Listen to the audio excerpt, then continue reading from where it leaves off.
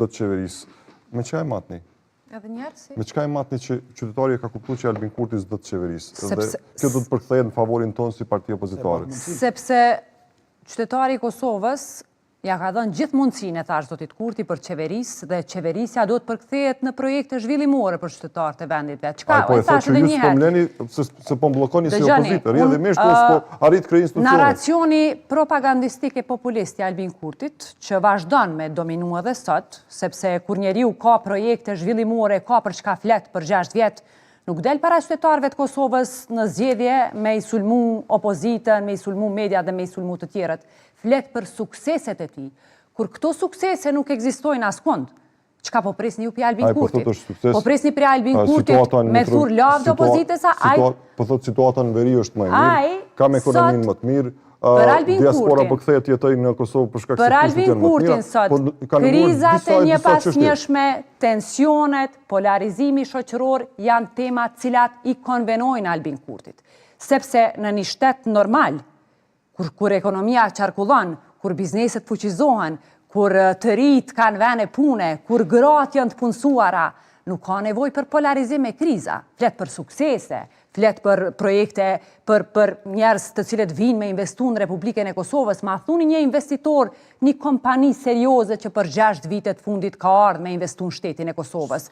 Polarizim, konfrontim, luftë, sulme, etiketa, shihni shtetet e rajonit sot si janë përballë me krizat. Ne kemi pas një kryeministër të papërgjegjshëm, që qeverisjen e ka trajtu me nonshalancën më të madhe.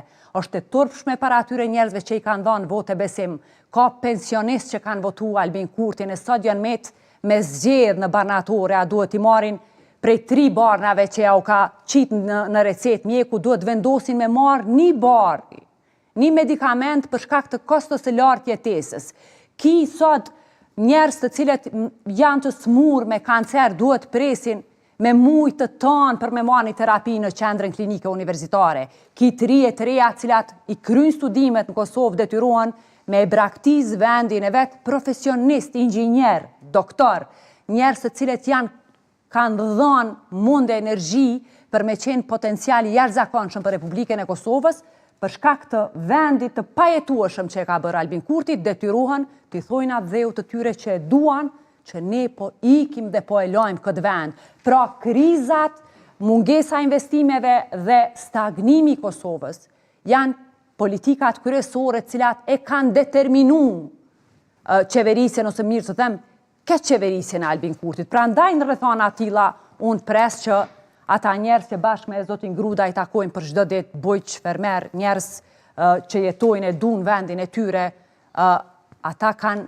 me vendos për të ardhmen e tyre dhe janë të lodhur prej një njeriu që i kanë dhënë më shumti në qeverisje, e sot është përkthy në stagnim, në polarizim, në afera korruptive, për shembull po i përmeni vetëm rastet e fundit, paratë taksapaguesve të Republikës Kosovës kanë shku në vjedhje të rrymës elektrike, në marrëveshje ose kontrata kriminale cilat janë bërë, e korruptive që janë bërë me Serbinë, në tender një burimor janë shku në rezervat shtetërore dhe ti i ki 2 njerëz të pushtetshëm brenda vetëvendosjes që janë Albin Kurti që është pushtet politik dhe një pushtet jashtë politik që është Dejona Mihaili, e cila vendose i thot drejtorit Kekut që te kapuqin e hajde t'i caktojmë bashkë tenderat. E çka mendoni? Çka vendos ai bujku ose ajo nana që s'ka sot qerdhe që ja ka premtuar Albin Kurti? Çka ka me vendos ajo me datën 7 qershor? A ka me vendos me i dhon edhe matutje pushtete qeverisje dikuj që i kalon në lloç, apo ka me mendu për fëmijën e vet, për të ardhmen e vet, për perspektivën dhe zhvillimin?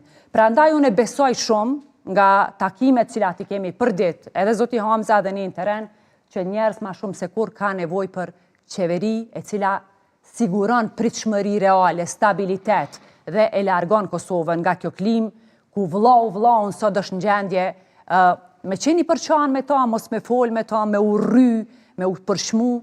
Kosova ka nevojë për bashkim energji që e përafrojnë e bashkojnë.